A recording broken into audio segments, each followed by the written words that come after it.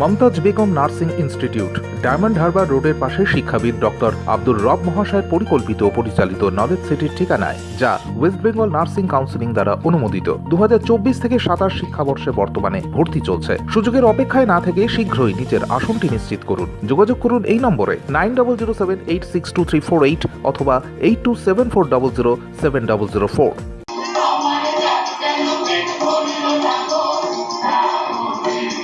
মাননীয় ডক্টর জ্ঞান রঞ্জন কয়ালকে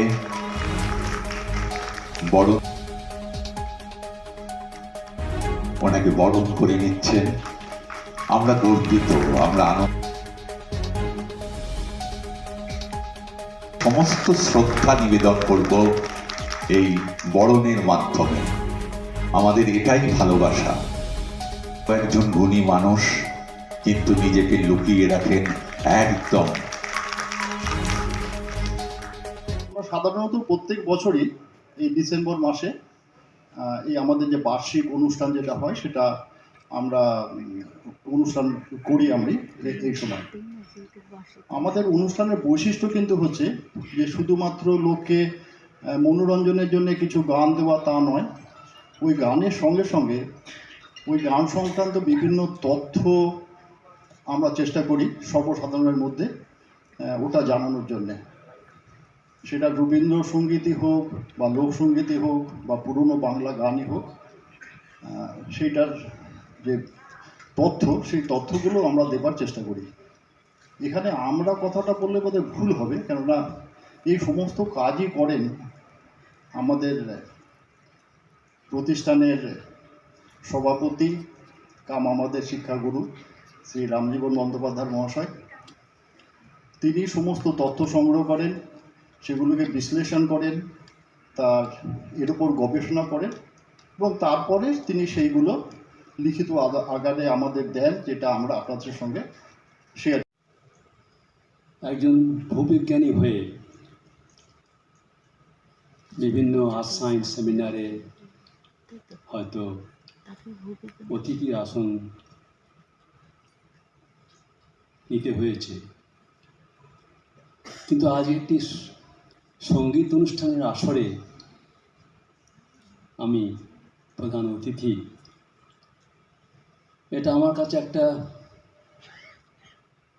বিশেষ সম্মান, এবং কবিগুরু ভাষায় বলি, সম্মান পাওয়া সহজ, সম্মান বহন করা সহজ নয়। আজ এখানে পৌঁছানোর পিছনে আমার কয়েকটা কথা আছে, আমি সংক্ষিপ্তভাবে সেটা বলতে চাই। সেটা হলো, আজ থেকে প্রায় 4 দশক আগে, 40-42 বছর আগে আমি প্রথম রামজীবনকে দেখেছিলাম একজন নৃত্যশিল্পী। দূর থেকে, স্টেজে থেকে দেখেছিলাম নৃত্যশিল্পী। তার নৃত্যে আমি অভিভূত হয়েছিলাম, তার সেই শিল্পকলায়। তিনি এবং তার সুযোগ্যা সহধর্মিণী রীতা, তাদের দুজনের এই প্রোগ্রামটা আমার জীবনে প্রথম রামজীবনের অনুষ্ঠান দেখা। তার প্রায় 1 দশক পরে রামজীবনকে আমি দেখতে পেলাম একজন হৃদয়স্পর্শী একজন গায়ক। আমার মনে হলো আমি যেন দেবব্রত বিশ্বাসকে আমি খুঁজে পেয়েছি। আমি তার খুব ভক্ত হয়ে পড়লাম। সবাই এখানে এসেছি, and I am too small a person actually to speak about him. He was not just a legend in music, but he was a film producer. He started off with Assamese folk. His base was always Assamese folk. Dr. Bhupen Hazarika, whom we also fondly know. But he went on to add jazz, world music, and music of different regions, different cultures all over India also extraordinary. আমরা সবাই জানি ওনার গানের list is endless, so also his films. উনি সবসময় একটা social cause নিয়ে ফিল্মও বানাচ্ছিল, আর গানের মাধ্যম দিয়ে উনি he was able to actually tell us stories. which was one of his very significant and special quality. To celebrate such a person and to be in a stage where we are celebrating a legend like Dr. Bhupen Hazarika, in itself is a pride. And I would like to congratulate Behala Jadubindo Musical Troupe for organizing such a wonderful program. আমাদের কায়েল sir already Bhupen হাজারিকার বিষয়ে অনেকটা বলেছে, so I would not like to add more because he has very concisely already said everything. And we actually don't need a special day, a special program to celebrate a legend like Bhupen Hazarika or any legend that we have in music or art and culture. So we শুভ সন্ধ্যা, নমস্কার। কথা বলার চেয়ে গান গাওয়া অনেক সহজ, তাই গানটা করার চেষ্টা করে চলেছি।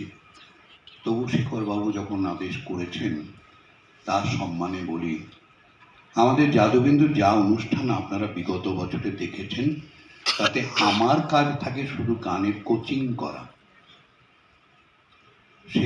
শেখার দায়িত্ব এবং তাকে ভালোবেসে আঁকড়ে ধরে প্রতিস্থাপিত করার বা উপস্থাপনা করার দায়িত্ব জাদুবিন্দুর প্রতিটি মানুষের।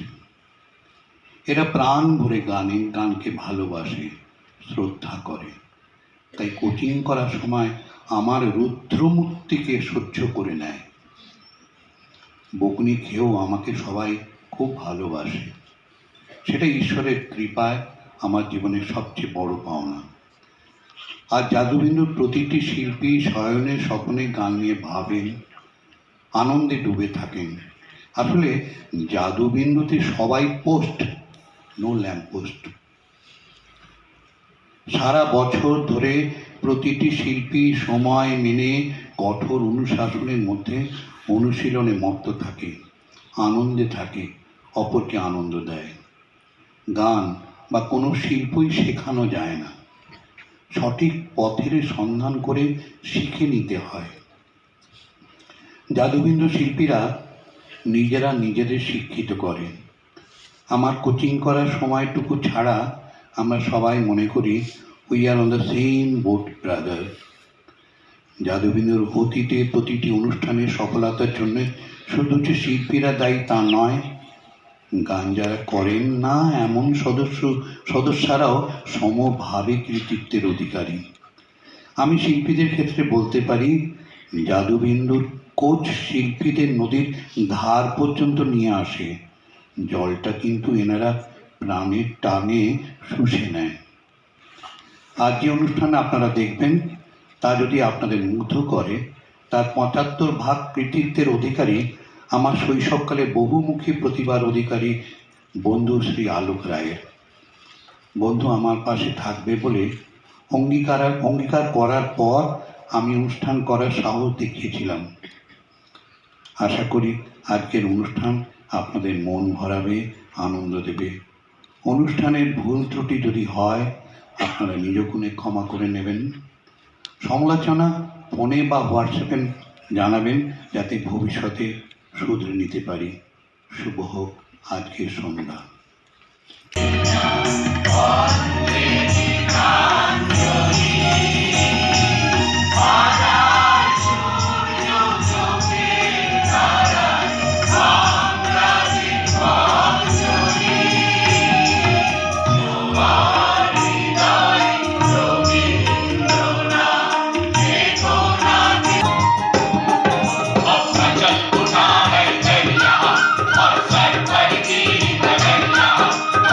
Jai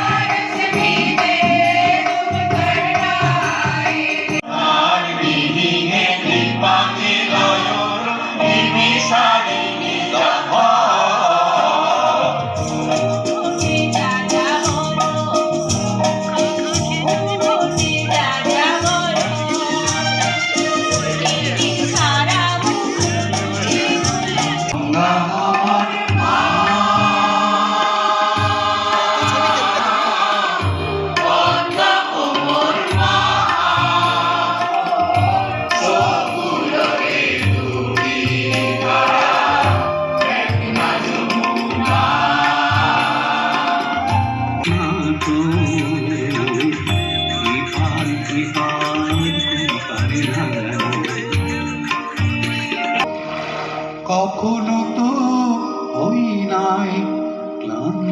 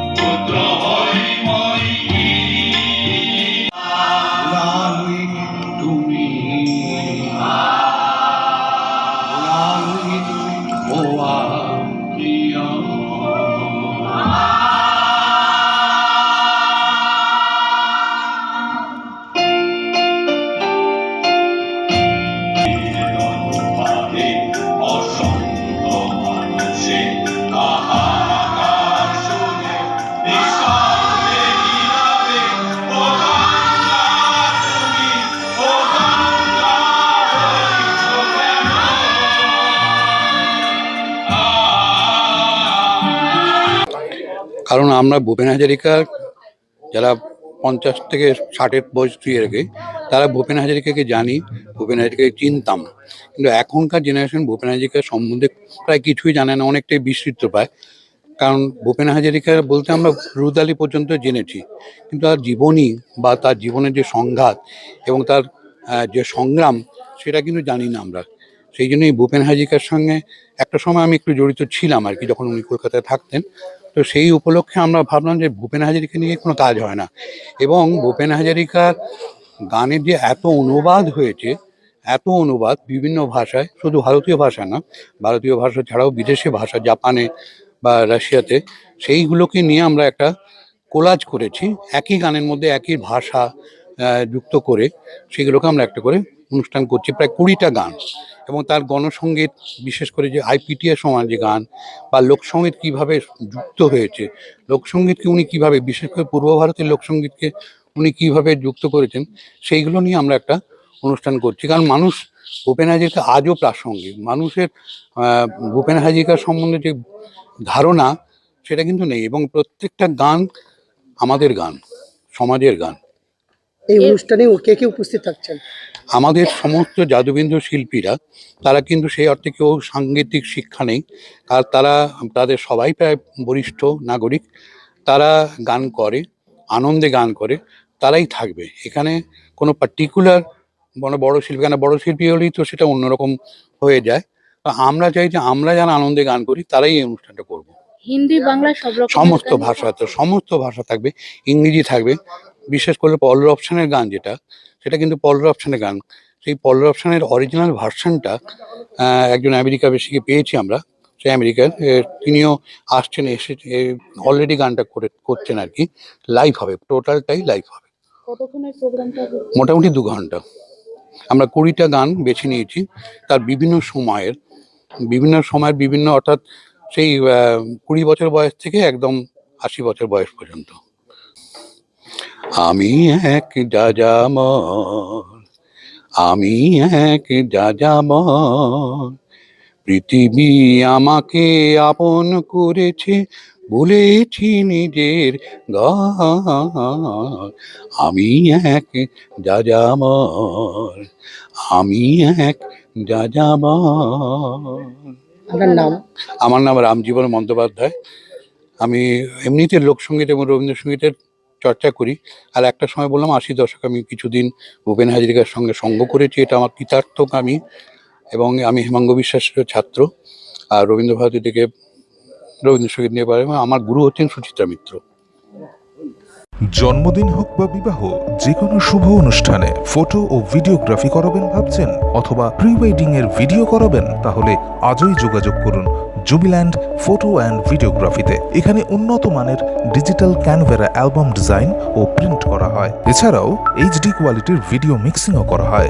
আপনার জীবনের সেরা মুহূর্তগুলোকে সংরক্ষিত রাখতে এবার আপনার সাথে থাকছে জুবিল্যান্ড ফটো ও ভিডিওগ্রাফি।